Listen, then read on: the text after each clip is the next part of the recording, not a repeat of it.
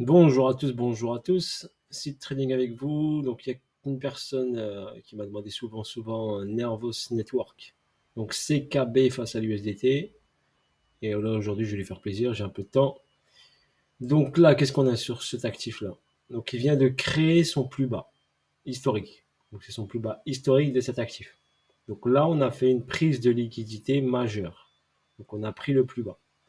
La tendance de cet actif, on constate bien, elle reste toujours baissière.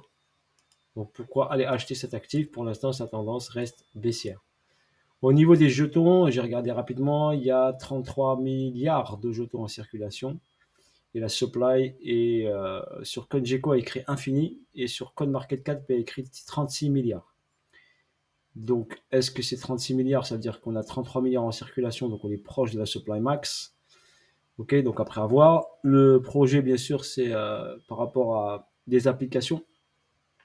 Création d'application, est-ce que le projet, la roadmap, tout ça, le fondamental est bon? Pour l'instant, graphiquement, moi je vais vous analyser au niveau graphique. Pour moi, au niveau graphique, la tendance reste baissière. Pour l'instant, très simple, hein, théorie de dos, les plus hauts restent toujours de plus en plus bas. Ok, et en plus, on est venu chercher cette liquidité majeure. Donc, est-ce que cette prise de liquidité va engendrer un mouvement de retournement haussier à surveiller de près? D'accord? Si on va en petite unité de temps, il y a une petite réaction ici, mais ça reste une petite.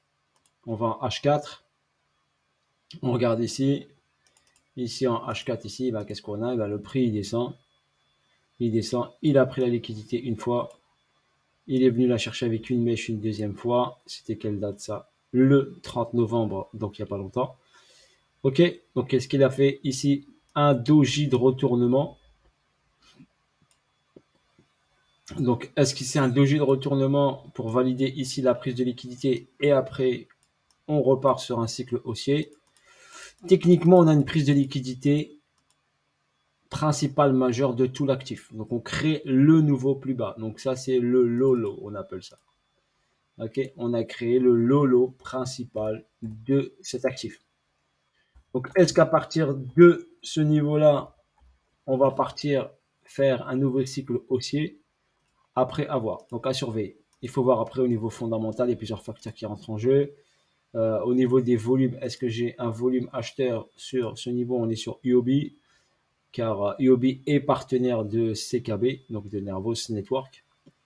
Alors, on regarde bien ici que le volume reste faible, très faible par rapport à cette partie-là juste avant. Donc, on a une baisse du volume, d'accord? Une baisse du volume et une baisse du prix, d'accord? Donc, la tendance reste quand même totalement baissière. Donc, après, à surveiller maintenant à partir de cette partie-là, vu que on va dire, cette baisse ici a fait le boulot, on va dire, est venue prendre la liquidité externe.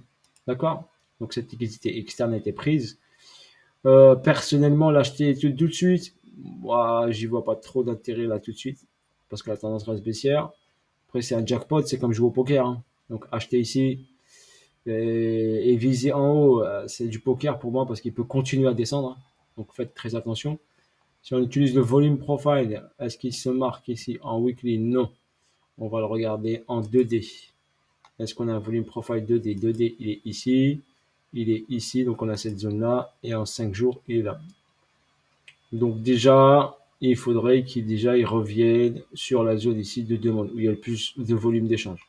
On remarque bien cette zone ici où il y a le plus de volume d'échange. Et c'est cette zone qui est défendue. Regardez, cette zone de demande ici. Voilà, vous la voyez ici. C'est le prix. C'est une zone, si vous voulez, où le prix a été le plus échangé, acheté et vendu, hein, où il y a le plus d'échanges. Donc c'est juste un repère. Donc si on trace ici, on peut même tracer la ligne ici. Donc là c'est le 5D, donc c'est presque weekly, hein, si vous voulez, c'est le plus fort.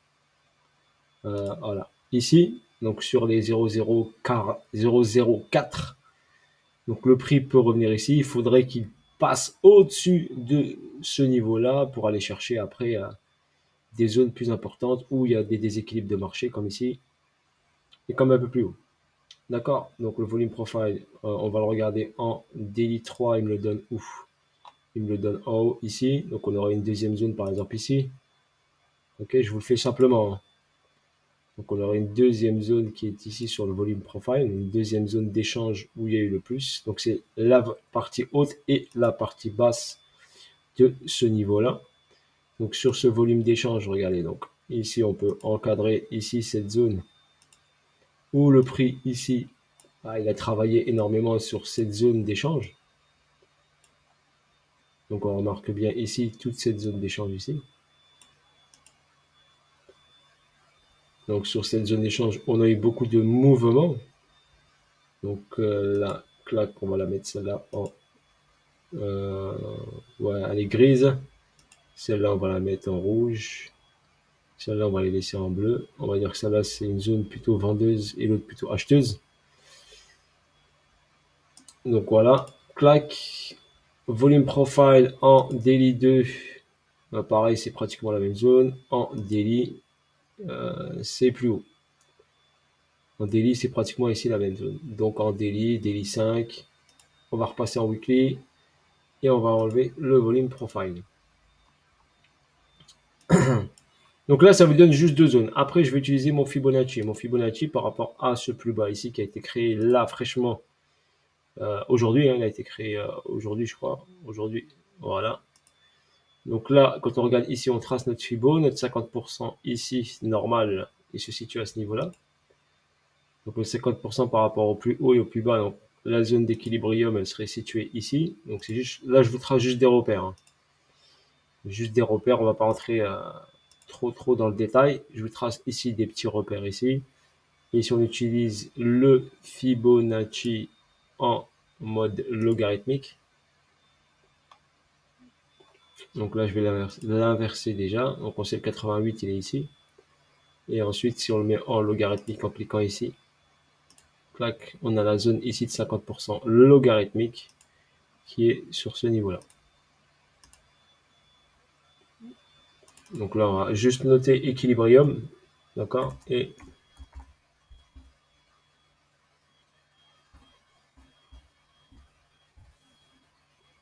l'autre c'est l'équilibrium logarithmique.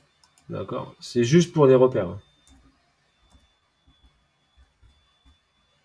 Juste pour des repères, pour vous aider, pour aider la personne qui va demander de trader, d'analyser l'actif. Donc comme ça, il aura ces deux petits repères. Donc après, là, mon Fibo, je peux l'enlever. Voilà, donc là, j'ai mes repères, là, équilibrium. Donc j'ai les zones ici qui peuvent m'aider, d'accord, à targeter un endroit. Là, ce qu'on peut faire ici, on peut regarder ici par rapport à ce mouvement ici. À ce mouvement ici, donc on regarde ici par rapport à cette baisse là et cette hausse là. On a 1,618, 2,618 ici. Donc il est venu bien ici chercher la zone ici par rapport à cette première impulsion baissière. Si on va chercher plus loin, là, cette impulsion est ce niveau ici. D'accord. Donc cette impulsion baissière qui est une A, suivie d'une B, suivie d'une C. Qui nous donnerait bien sûr un potentiel ici. Donc regarde, une A, une B, une C. Donc vu que j'ai tracé mon Fibonacci, qui pourrait me donner un target au 1,618 là. Donc là, je vais tracer cette ligne en blanc. Voilà. Qui me donnera juste un repère de prix vu qu'on est en recherche de prix. Donc on n'a pas d'opposition à côté, donc on n'a pas de repère. Donc c'est pour ça qu'il est judicieusement utilisé le Fibonacci de continuité de tendance. Et celui-ci, là, il est en logarithmique. Car si j'enlève le logarithmique, il va me donner un chiffre très très bas. Et si je le regarde ici et j'enlève le logarithmique, regardez, le chiffre sera pratiquement en négatif. Ok, voilà pour votre information. Donc là, j'ai juste un repère de prix. Ça ne veut pas dire que c'est le point déterminant, mais ça peut me donner un outil à utiliser en cas de nécessité. Si je veux aller chercher, bien sûr, un point bas. Donc, si le point bas est à 0,021, donc là, on a fait un dernier plus bas ici. On a fait ce plus bas ici. On va le mettre en jaune. Comme ça, on va le différencier. Voilà, comme ça, je lui fais l'analyse avec les prix. On a fait 0,022. Et mon 1,618 est à 0,021. C'est mon 1,618 logarithmique.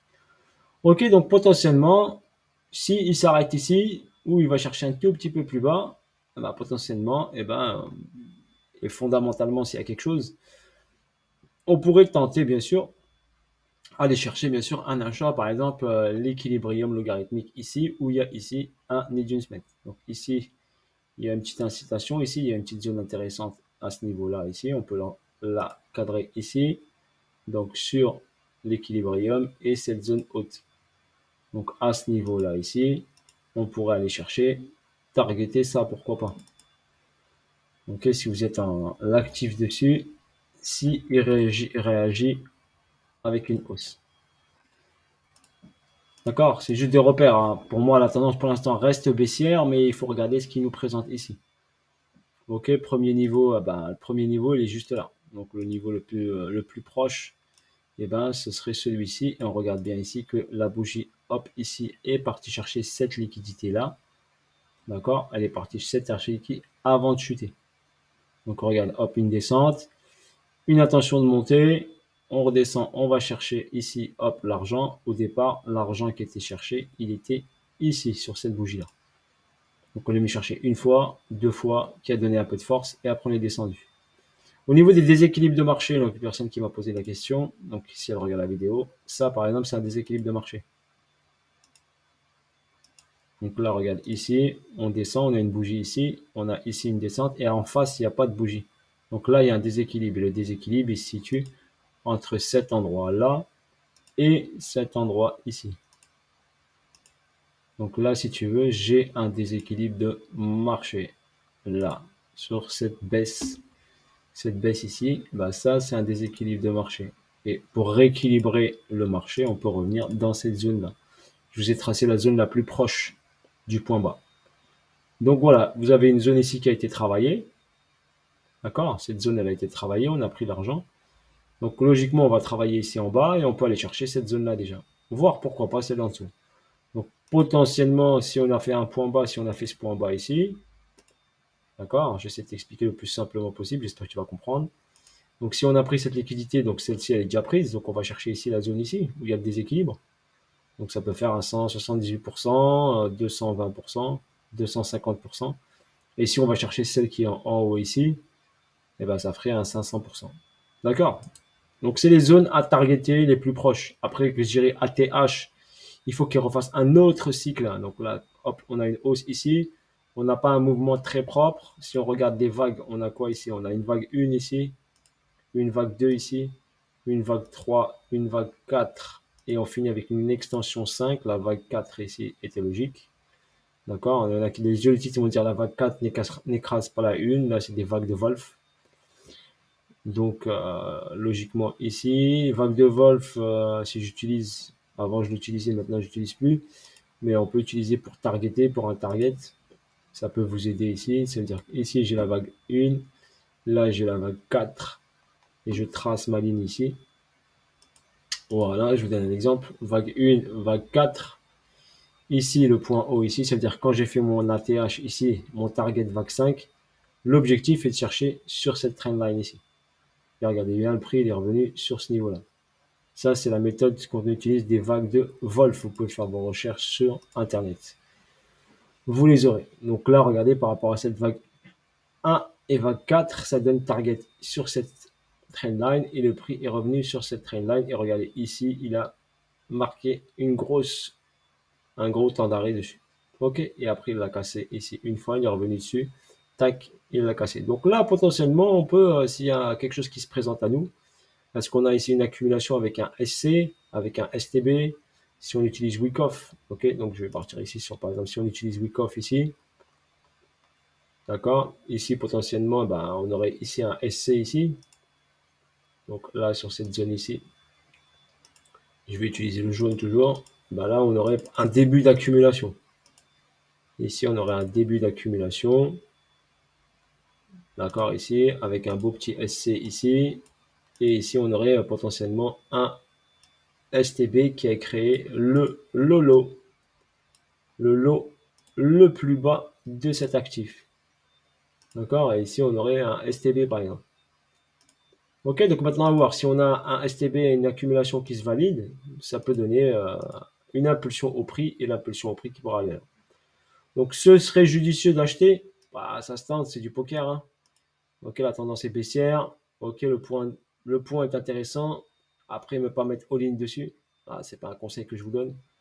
Il faut regarder le fondamental. Est-ce que l'équipe, est-ce que sur Twitter ils sont présents? Est-ce que sur Telegram ils sont présents? Est-ce que l'équipe est active?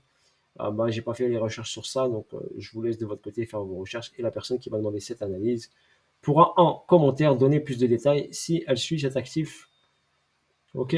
Par contre, moi, je ne le connais pas du tout. Je voulais juste l'analyser techniquement. Voilà, sur ce, bonne journée à vous tous et à bientôt pour de nouvelles vidéos et de nouvelles aventures. Salut à tous, ciao ciao.